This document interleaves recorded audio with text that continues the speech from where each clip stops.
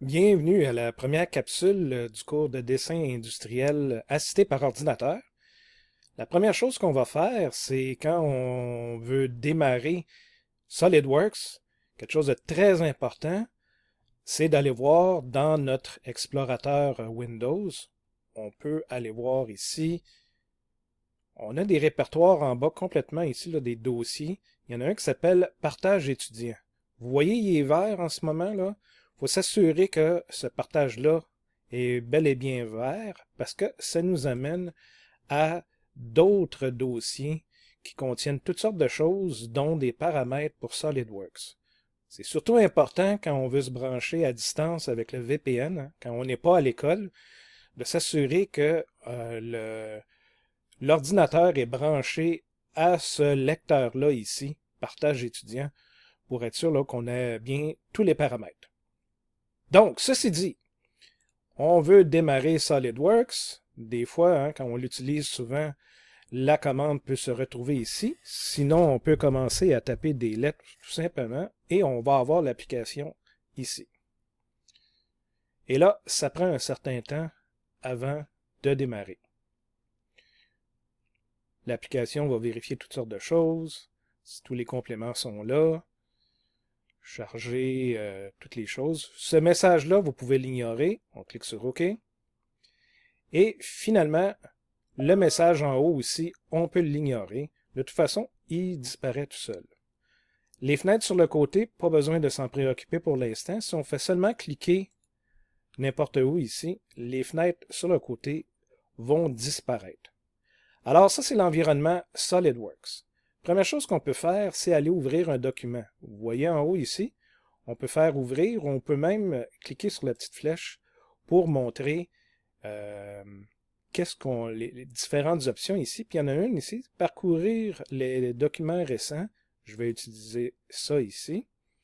Et je vais aller chercher... vous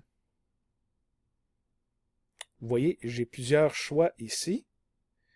Mais si je ne trouve pas mon fichier, on peut quand même fermer ça, cliquer sur ouvrir, et là, ça m'ouvre le répertoire, là, la fenêtre normale pour aller chercher des fichiers. Là, moi, je vais me rendre dans ma structure où j'ai mis mes capsules. Et je vais ouvrir un fichier qui existe déjà. Vous voyez les petits icônes ici? Le petit bloc jaune, c'est un modèle 3D. Et celui-ci, ça ressemble à un dessin avec les trois vues orthogonales. Ça, c'est ce qu'on va voir plus tard, mais je vais commencer par ouvrir celui-ci. Je le sélectionne et je clique sur Ouvrir. Et vous allez reconnaître un bloc Lego ici. Alors, première chose qu'on veut savoir, c'est comment se déplacer à l'intérieur. Hein? Encore une fois, la roulette, si je recule ou j'avance la roulette, je peux faire des zooms. Dépendamment où ma flèche est placée, c'est sur ma flèche que le zoom va se centrer.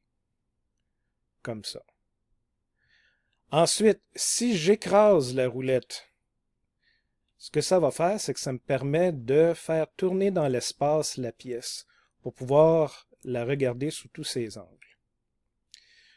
Vous aimeriez avoir des vues de face, des vues orthogonales, il existe toutes sortes de vues. Si je pèse sur la base d'espace du clavier, il y a cette fenêtre-là qui apparaît. Je peux même choisir différentes vues ici, ou je peux choisir la vue de face ici, la vue de dessus, etc.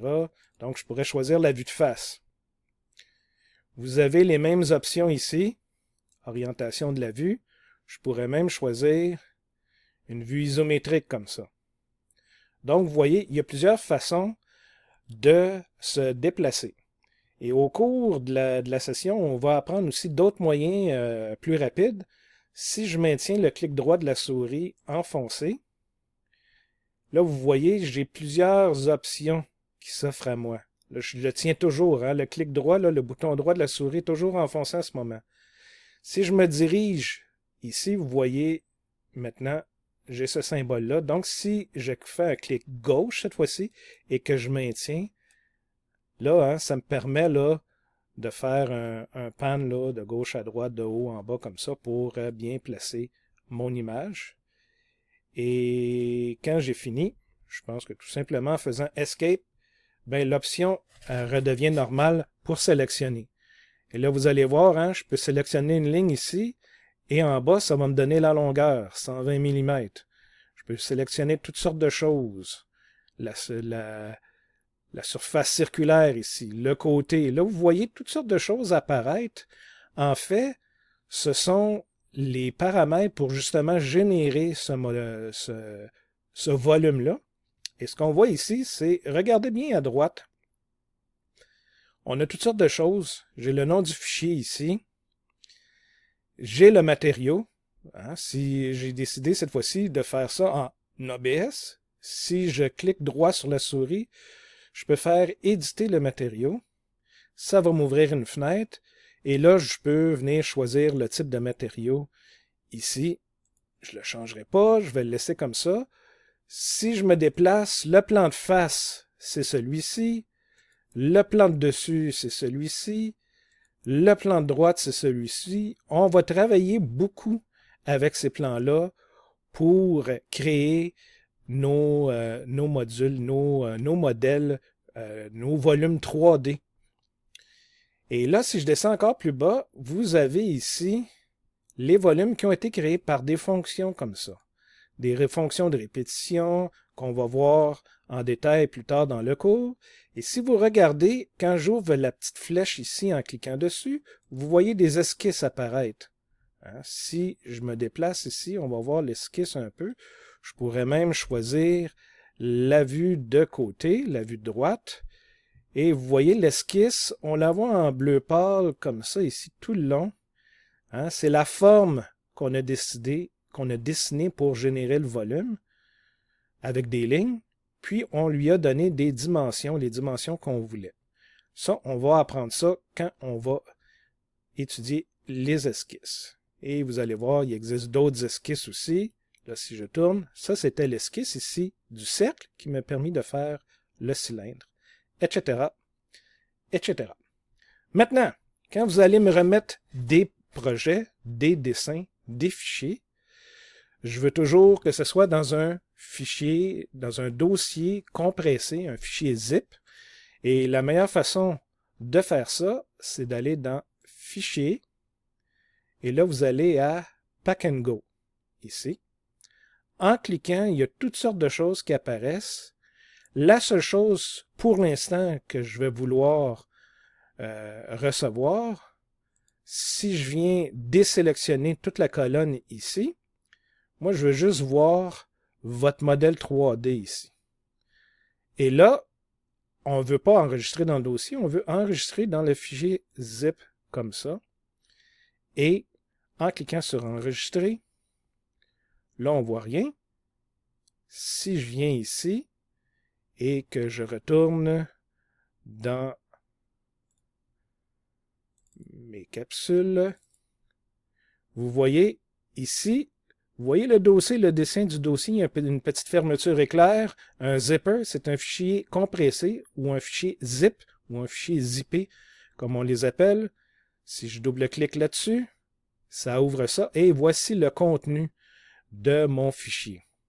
Maintenant, quelque chose de très, très, très important, ne jamais ouvrir un fichier à l'intérieur d'un dossier compressé. Il faut l'extraire avant et ça, c'est pas compliqué. On fait juste cliquer sur le bouton « Extraire tout ».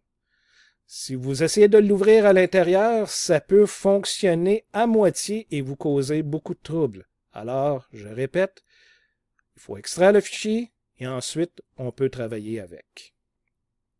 Dernière chose, si je retourne dans mon fichier ici, vous vous souvenez, on avait des paramètres à rentrer dans le cours d'AutoCAD. Si on clique ici, ça vient ouvrir cette fenêtre-là.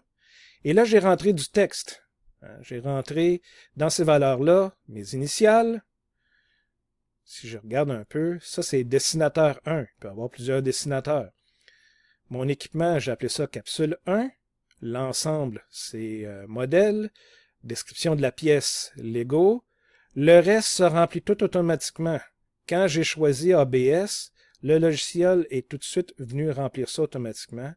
C'est très important de rentrer ces informations-là parce que ça va servir lors de la mise en plan plus tard. Mais pour l'instant, prenez l'habitude de remplir au moins ces valeurs-là de base. Alors, c'est tout pour l'instant. Voici qu'est-ce que ça a de l'air. Pratiquez-vous, essayez-vous, ouvrez des fichiers, parce qu'effectivement, je pourrais les ouvrir d'ici, mais je pourrais aller directement aussi dans ma capsule 1 et ouvrir un autre fichier. Je vous montrerai rapidement qu'est-ce que ça a de l'air. J'ouvre le fichier directement de mon furteur et ça me permet d'ouvrir. Comme vous avez vu ici, j'ai fait déjà la mise en plan de ma pièce et toutes les informations que j'avais entrées auparavant se retrouvent ici, dans les cases automatiquement. Voilà pourquoi c'est important de remplir ces informations-là. Alors, à la prochaine capsule!